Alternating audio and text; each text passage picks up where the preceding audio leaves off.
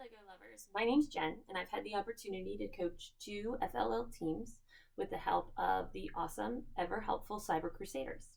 I'm here today to talk to you about how to make your team's innovation project the best it can be. As coaches, it's really difficult to manage your team's time so that you can educate the students about core values, build a competitive team robot, and also complete a research project related to the topic of the annual theme.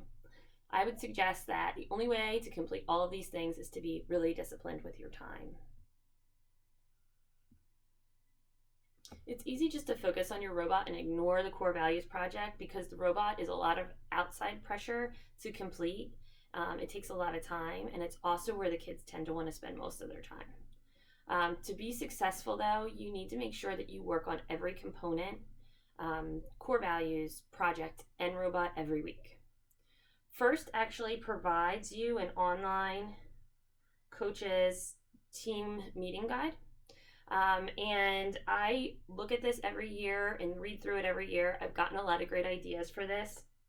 You do have to read the room though, because my first year I worked with all 4th graders and then with all 5th graders, and their level is much different than 7th and 8th graders. So considering this is written across an age group, you will have to adapt it depending on where your kids are. Really, I think that the hardest part about the entire project is coming up with a good idea or theme, something that is going to be really interesting, really unique, and you're not going to get bored of researching it over the entire season. Once you have a topic, you will be really surprised at how authentically it kind of takes on a mind of its own and it evolves into something really interesting for the students. So I'm going to take you through a little bit of what you would do each week in order to get to a successful project. I would say work with the idea that you have about 10 weeks to complete this project and break the meetings down into groups in order to meet your goal. So for group meetings 1 to 3, introduce the topic to the students. Show them the first video that they launched that shows what the project's supposed to be about. Discuss it out loud with them, do some brainstorming together, and ask them to go home to consider the topic and bring ideas back to the next meeting. Typically at the next meeting, what I do is I really focus on the idea of beginning with the end in mind. I give the children all the project rubric that first gives you, because this is what the judges are going to be using to take notes on about your project at the competition. And you can have the best project in the world, but if you're not giving them what they're looking for and you're not checking the boxes, it's not necessarily going to be as well received. So if you're interested in impressing the judges, I would start with that, giving them an idea of what they're working towards. Also, I think it's very important for your accountability and for theirs that you agree on a timeline to work on the project. So I would sit down and I would write out, meeting 2, 3, 4, 5, 6, 7, 8, 9, 10. And I would fill in the things that I know were not necessarily movable. So, starting with the end, week 10, everything needs to be completed and you need to be rehearsing to build your confidence and to build the clarity for your presentation. So fill that in and fill in other things that are not movable, and then put together, you have to write a script, you have to memorize your script, you need to make a poster, kind of like the one sitting behind me here. You need to interview someone who's an expert in the field and fill all those things in because it helps you put into perspective all that you need to get done and how you really need to stay on time. And then when you're pushing the students to work on their project and maybe taking them away from some of their robot performance, they get it. They see we're staying on task and we're going to spend 20 minutes today making sure we complete this part of our project. Let's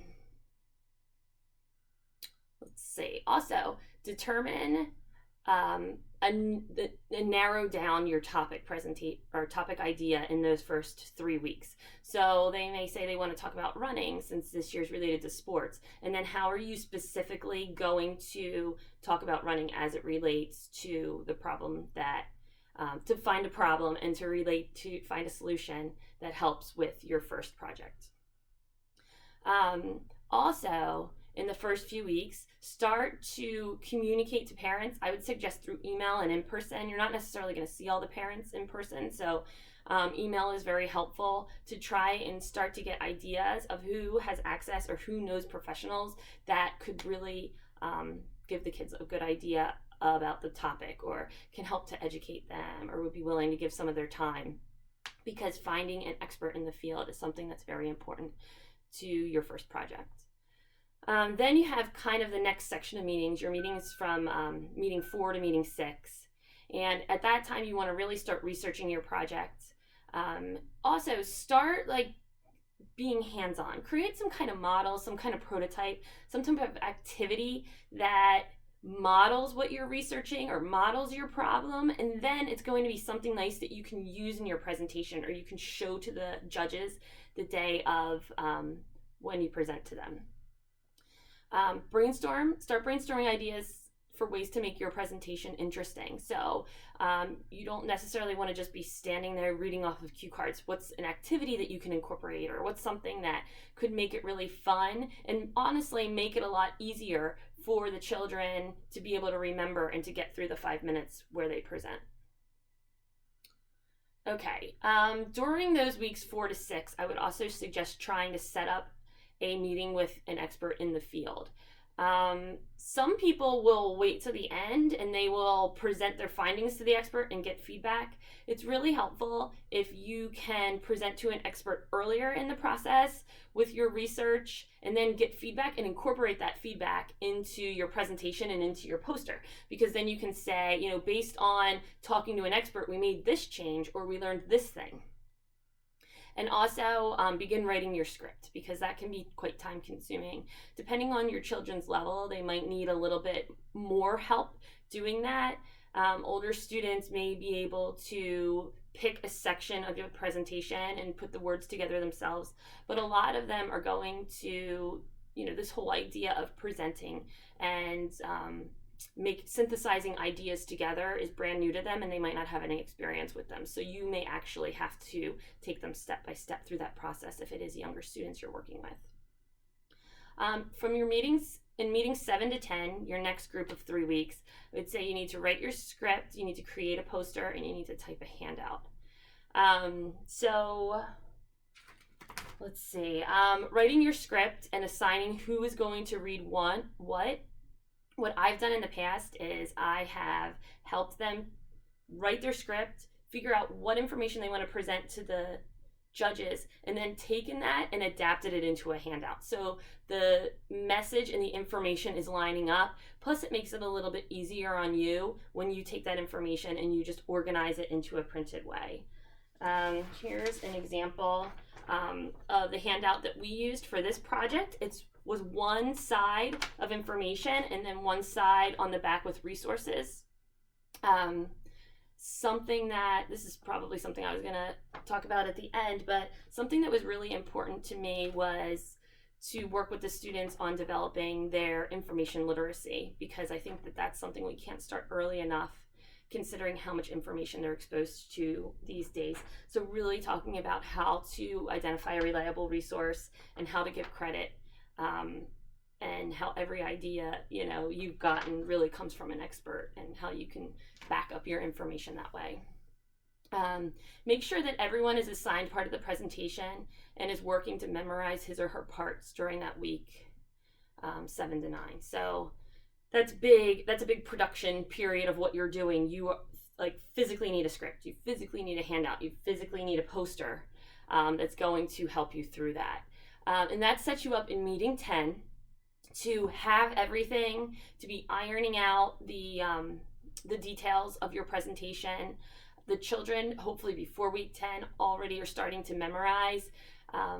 Trying to avoid reading off cards the entire time is helpful. The judges respond well to that because it shows a mastery of the idea that you're working on. Having good, reliable poster that kind of helps the kids go along and reminds them what they're supposed to be talking about. In order to be really successful, I recommend something that I did, which is emailing the students and the families after each meeting with an update on your progress. That way, the children are more likely to follow up on what you need them to do in between meetings.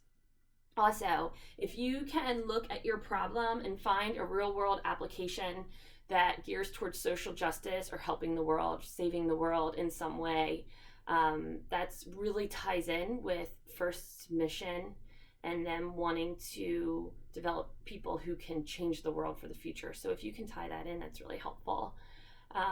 Also, make as many connections as you can. I think that this is an important skill for the children to learn as they're developing research skills.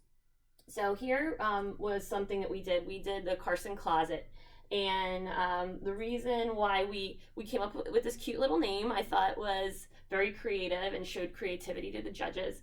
But we named it that off of Rachel Carson because it involved nature. And she was a recipient of the Presidential Medal of Freedom and a strong female leader, which this team was all female. So it gave them a role model.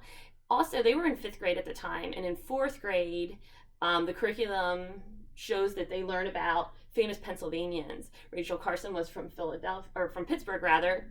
So it helped kind of show them how history, biography, science all kind of go together, and show them that we should look to people who've come before us and done great work for inspiration about being courageous and about working hard and about learning as much as we can about our field. So I really liked that tie-in, and I hope it was meaningful for the girls at that time and that they remember that for the future.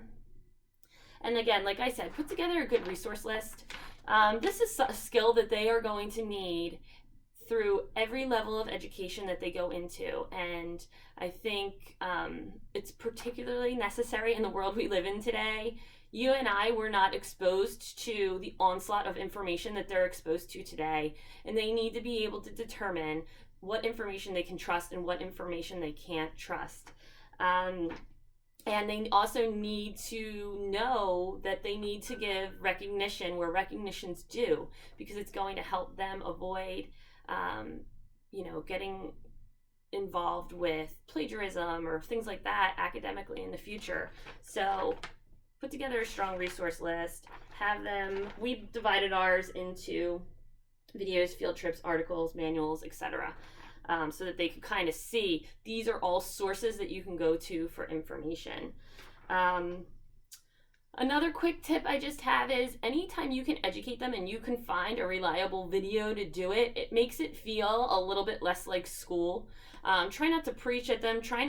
Definitely give them written articles to look through. We had, when we were researching space, we started with the five hazards of human spaceflight, looking for a problem.